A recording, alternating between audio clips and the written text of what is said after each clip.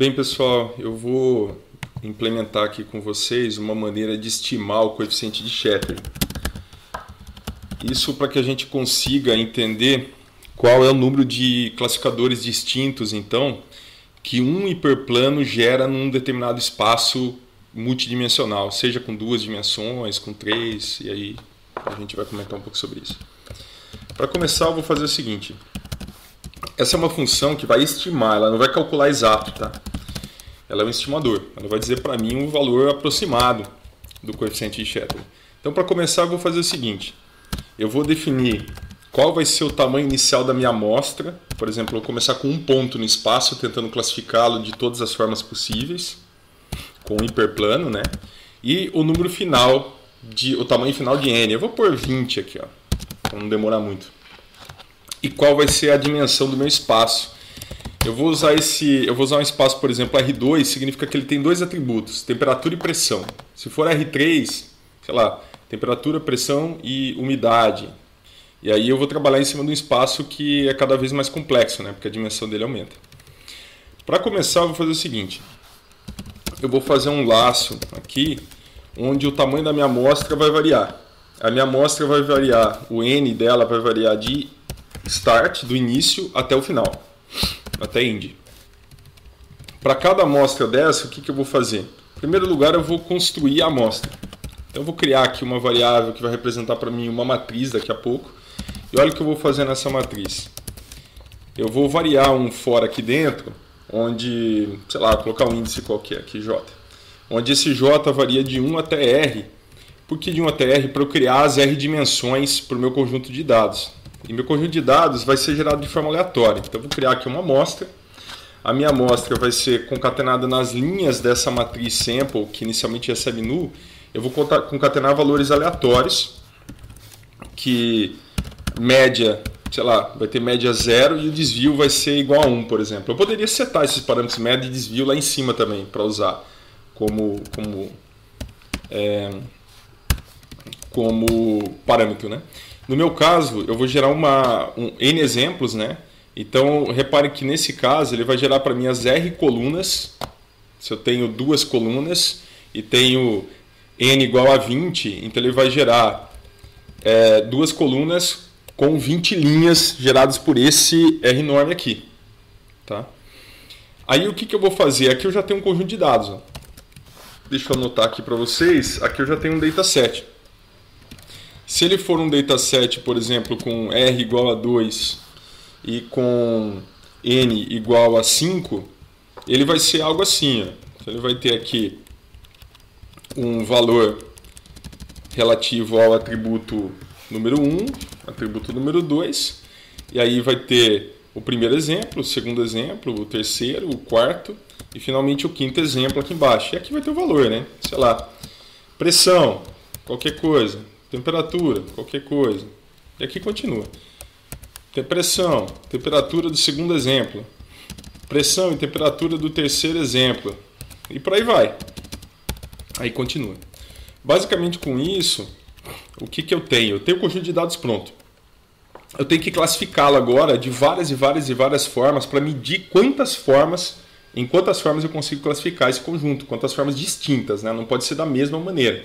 O que significa distinto? Suponha que numa das classificações esse elemento vai ser dado como positivo, esse como positivo, esse negativo e esse finalmente positivo. Se repetir essa classificação, e ela já foi contada uma vez, aí você não conta ela de novo. Só isso. Olha o que eu vou fazer. Eu vou criar aqui uma lista que eu vou chamar de Schattering Ways, né, ou de formas que eu consigo quebrar, cortar, classificar o meu conjunto. E aqui eu vou fazer o seguinte, eu vou criar um outro for. Esse for que vai de fato tentar classificar no maior número de formas, no maior número de formas distintas, né? Ele que vai tentar construir os classificadores distintos para mim. Esse for eu vou variar também J de 1 até um certo limite. Aqui vocês vão perceber o seguinte. Aqui eu preciso de um determinado limite que tem que ser grande. Eu vou colocar esse limite como um número assim, que vai ser sempre o meu n elevado, por exemplo, ao quadrado. Reparem que aqui eu tenho um problema muito sério para o estimador, né? Porque conforme n aumentar muito, isso começa a demorar muito para classificar. Mas eu preciso, de fato, de alguma forma, tentar, ao menos, cortar o espaço, classificá-lo de várias maneiras a fim de obter um bom resultado, né? Isso acaba limitando a execução desse estimador, ou seja, ele é bom como um exemplo, mas ele não vai funcionar para o mundo real.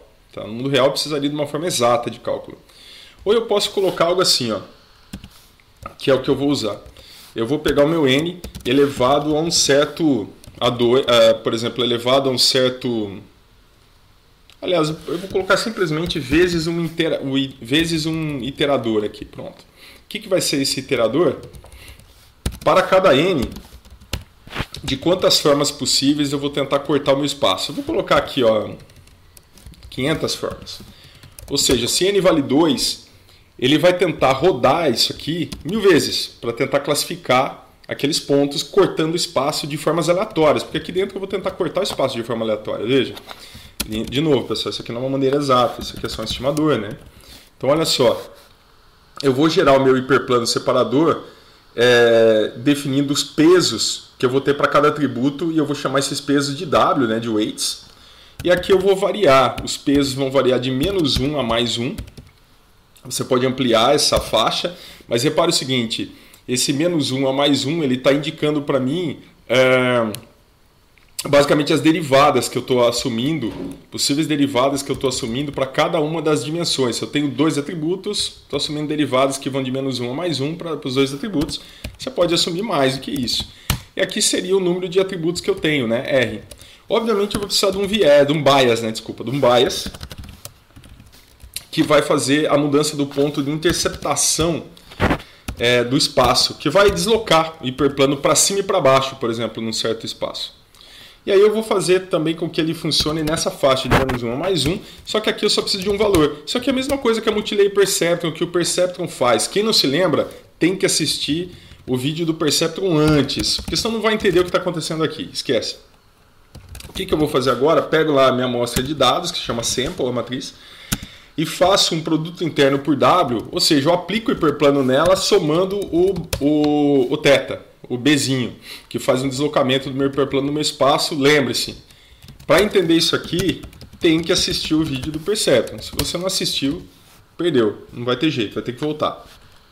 Voltar e assistir. Aí olha só o que eu vou fazer. Todas as vezes que os labels forem maiores ou iguais a 0, eu quero marcar quais são esses casos. E quais são os casos que eles são menores que 0. Isso aqui significa que eu estou do lado positivo do hiperplano ou do lado negativo do hiperplano. Só isso. O que eu vou fazer nesse caso? Eu vou pegar lá o próprio vetorzinho de labels, que aqui vem valores contínuos, né, valores reais. Eu vou fazer o seguinte, olha, tudo que é para ser positivo, põe 1. Tudo que é para ser negativo, põe -1. O que eu vou ter aqui? Um vetor mais ou menos assim, ó. Suponha que esse vetor labels ele era um cara mais ou menos assim. Ó. Ele tinha -0,1, daí ele tinha alguma coisa como... Eu tenho 5 exemplos, então vou ter 5 valores aqui, né? Deixa eu fazer exatamente o resultado que eu disse aqui em cima. Positivo, positivo, então aqui era mais 0,1, mais 0,3, negativo, negativo... E positivo, digamos que o positivo aqui é 0,9, alguma coisa assim. Ou até maior, não tem problema. Quando eu aplico esse labels aqui de 1 e -1, ele vai pegar esse vetor e transformar nisso aqui. Ó. É positivo, vira 1. É positivo, vira 1. É negativo, vira -1. É negativo, vira -1. É positivo, vira +1. Repara que isso aqui vai virar para mim uma chave de uma tabela hash. Quem não estudou tabela hash também... vai ter que dar uma lembrada. Hash table, lá de algoritmos, né? Estrutura de dados e tal. Beleza. O que eu vou fazer com essa chave? Eu vou gerar essa chave. Olha a minha ideia. Faz uma concatenação para mim desses labels, que são +1 e -1, usando um separador entre eles dado por um sustenido. E um collapse igual a nada. Significa que ele vai concatenar. Olha só o que ele vai fazer quando eu rodar essa linha. Ele vai pegar esse termo aqui e vai fazer ele virar uma chave, uma string. Essa string vai ser assim, ó, hashtag, né, sustenido -1, sustenido -1, sustenido 1. E o legal disso aqui é que agora eu consigo usar isso aqui para indexação. Eu consigo pegar o tal do Shattering Ways aqui e ele ganha uma lista. Olha, eu consigo jogar essa chave na lista e falar, olha, essa classificação ocorreu. Quando eu marcar com 1, significa que ocorreu. Eu não preciso contar quantas vezes ocorreu, não estou nem interessado nisso. Eu vou simplesmente marcar, olha, ocorreu. Legal, uma vez que tenha ocorrido, eu vou fazer o seguinte aqui embaixo. Mostra para mim na tela o seguinte, olha, para aquele N específico, dá um espaço, o número de classificações que eu encontrei é nada mais do que o comprimento do Shattering Ways, que seria o número de chaves que eu fui capaz de produzir, chaves distintas. Caso contrário, se a chave for a mesma, ele vai pôr o 1 na mesma posição da minha tabela hash. Legal. Aí eu pulo uma linha aqui e ele vai me dar os resultados já que eu quero. Olha só o que eu vou fazer aqui em cima, para ficar mais legal. Eu vou, logo aqui no início, colocar um cat que faça algo assim, olha. Ele vai mandar uma mensagem para mim, qual é o tamanho da minha amostra, vai dar um tab, e qual é o número, o shattering que foi encontrado, né? O número de formas que eu consegui cortar o meu espaço que foi encontrado. Legal, eu vou descer aqui, acho que fica legal aqui, provavelmente colocar um tab aqui também, né? Que vai ficar uma coisa um pouquinho mais fácil de enxergar os valores. Fora isso, eu vou fazer o seguinte, para vocês poderem usar depois os dados, aqui fora do meu laço mais externo, eu vou criar uma tabela chamada results, resultados, e essa results eu vou fazer o seguinte com ela. Aqui embaixo, após imprimir, eu vou pegar essa tabela de resultados e eu vou concatenar na linha dela, ao longo das linhas, né? Eu vou concatenar o seguinte, qual foi o N e qual foi o número de formas que eu consegui cortar o meu espaço. Porque daí depois eu venho aqui embaixo e retorno esses resultados e você pode usar isso para plotar, para fazer um gráfico, alguma coisa assim que fica bem legal. Eu vou fazer o seguinte, vou sair daqui e vamos ver se ele roda, né? Vamos ver se não tem nenhum erro meu. Carrego então o meu código, que se chama Shattering. Eu acho que é Estimating. É isso mesmo. Começa o meu start de N com tamanho de amostra 1, com amostra de tamanho 1 e com amostra máxima 5, vai, em R2. Pronto. Número de iterações, vou deixar aquele 500 aqui. Vamos ver, olha só. Um exemplo, um ponto no espaço, eu consegui classificar de duas formas possíveis, que é o que eu espero mesmo. 2 pontos no espaço de 4, 3 pontos de 8, que é o que eu esperava. 4 deu 14, lembram disso? Que tinha que dar 14 mesmo? 5 dá 22. E por aí vai. Eu vou rodar para mais. Ó. Obviamente eu vou perdendo precisão quando esse N aumenta. E começa a demorar muito para rodar. Ó. Mas eu vou deixar ele rodar mesmo assim. Ó. E aí ele nem sempre vai dar o mesmo resultado aqui. Ó. Justamente porque eu tenho... Ele é um estimador, né? Eu tenho que aumentar esse número de iterações para ele conseguir rodar mais e mais e mais vezes até o ponto que ele gera um estimador bom para amostras grandes. Só que isso faz com que ele demore muito e não fique prático, né, para o mundo real. Eu vou ainda assim rodar mais uma vez e plotar para vocês. Plotar esse data aqui para vocês. Olha só, deixa eu trazer para vocês. Essa é a curva de shattering aproximada, estimada, reparem, não é exata, que nós estamos obtendo. O que eu poderia fazer com essa curva? Eu poderia fazer algo assim, ó, que eu particularmente eu gosto bastante de fazer, é copiar esses dados aqui, ó, edit copy, saio daqui do R, pego aqui, ó, vou colocar isso aqui como R2, legal, salvo os dados aqui, saio, vou abrir o R de novo, roda para R3 também, então vou carregar aqui Estimate, cadê, não é Estimate? Shattering. Então carrego aqui meu código Shattering de novo, roda a função que estima, coloco lá de novo meu nStart de 1, meu nEnd de 25, que acho que é o que eu tinha colocado, e agora eu vou aumentar a dimensão do meu espaço, espaço 3. Tá? Olha só o que vocês vão notar. Tem que aumentar o número de possibilidades de corte. Ó. Repara que para 4 já aumentou para 16. Ó. Eu já consigo cortar 16 formas. Eu vou fazer o seguinte, vou pegar esses dados aqui, copiar, e vou fazer isso daqui. Ó. Abre um arquivo r3.dat, cola lá dentro. Então agora eu tenho dois arquivos, um R2 e um R3.dat. Vou abrir o GnuPlot, que é uma ferramenta de plotagem e de muito mais do que só para plotar, mas a gente já vai plotar no primeiro momento. Plota para mim R2.dat e plota para mim R3.dat. Plota para mim como linha, ó, with lines, e aqui também, with lines. Dá uma olhada nas curvas estimadas. Olha como a complexidade aumenta quando aumenta a dimensão do meu espaço. Eu tinha uma complexidade menor em termos de número de classificadores produzidos, eu aumentei a quantidade de atributos, aumenta muito a complexidade. Ah, eu tinha que ir até 20, foi mal. Já que eu tinha que ir até 20, enfim, não vai fazer muita diferença aqui. Mas olha o que eu vou fazer agora. Isso é o que eu sugiro para vocês. Criem aqui no GnuPlot uma função quadrática e uma função cúbica, no meu caso. Eu vou dar essa dica para vocês, que é algo ainda que eu estou formalizando, eu não consegui terminar ainda, mas é uma dica boa, que é o seguinte: se eu estou no espaço de 2 dimensões, é muito provável que eu vou ter um polinômio de segunda ordem. Se eu estou no espaço de 3 dimensões, um polinômio de terceira ordem. Só que aqui eu vou ter que usar outro coeficiente, C, D, E, porque senão ele vai se confundir, o GnuPlot. E, F... Não, F não pode, que é o nome da função, G não pode, então H e I. Pronto. Esses coeficientes é para o seguinte, ó, eu vou mandar ele aproximar a função f de x do R2.dat por meio da R2.dat por meio da alteração dos parâmetros A, B e C. Olha só o que ele vai fazer. Ele encontra para mim os coeficientes. Esse é o A.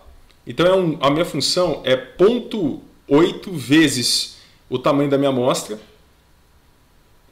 menos 0,23 vezes o tamanho da amostra ao quadrado, né, para esse caso, vezes o tamanho da amostra, para esse caso é o elemento a mais. Né? Então, olha só quem é a minha função de shattering, nesse caso aproximada. Né? Seria algo como 0,8 vezes n ao quadrado, menos 0,23 vezes n, mais 1,9, isto para R2. Para R3 vai ser a estimativa que eu vou encontrar para R3. Né? Então, olha só, se eu estimar aqui para R3, e aí eu tenho que usar os coeficientes D, E, H e I, né? Que foi isso que eu acabei fazendo, se eu não me engano. Deixa eu ver aqui. Ah, não, foi mal, não é F, é G aqui. Acabei perdendo a estimação da minha F. Olha aqui os termos que eu encontrei, são esses termos. O que está aqui na frente é o erro. Repara que tem um erro de aproximação que não é baixo não, pessoal. Isso aqui é um estimador. De novo, vou lembrar mais uma vez. Olha só, então aqui estão os coeficientes que eu encontrei. Então eu vou ter uma função como 0,06 vezes n ao cubo, mais 1,5 vezes n ao quadrado, menos 4,3 vezes n, mais 2,8. Isso para R3, tá? Deixa eu rodar de novo isso daqui, fazer o fit aqui de novo para R2 e o fit de novo para R3 rapidinho, porque a minha intenção é fazer isso aqui agora para vocês. Olha, plota para mim a f de x junto com R2. Só que, obviamente, eu vou ter que... Espera aí, só um minutinho. R2.dat, né? .dat. Olha só a aproximação que ele fez para mim no espaço. É uma aproximação bem interessante. A aproximação está em roxo, né? Não sei que cor direita é essa. Agora eu vou pôr aqui R3, a função G. Dá uma olhada lá que legal a aproximação. Olha só. Agora eu vou plotar para vocês só F e a G. Para vocês terem uma noção da complexidade, da diferença de complexidade quando eu aumento a dimensão do meu espaço. Quando eu mando plotar assim, olha, sem limite dos dados, ele não sabe se é para mostrar o lado negativo também, o GnuPlot. Né? Então, obviamente, eu tenho que avisá-lo que, olha, mostra para mim só para o eixo X positivo. Então, de 0 até, sei lá, 25, por exemplo. Então, lá as curvas. Olha só que interessante. A diferença de complexidade que eu tenho de R3 em relação a R2. Isso vai aumentando. R4, R5, R6, a curva vai ficando cada vez mais íngreme, né, pessoal? Cada vez com uma taxa de crescimento maior e conforme ela tem mais funções naquele espaço de funções admissíveis, como eu já falei para vocês no outro vídeo, torna-se mais difícil garantir o aprendizado. Eu espero que isso tenha sido útil para vocês. Eu vou subir esse código lá no Bitbucket, como vocês já sabem. Eu sempre coloco um comentário no final, na descrição do vídeo. É onde fica o repositório nosso. Um abraço, se inscreva.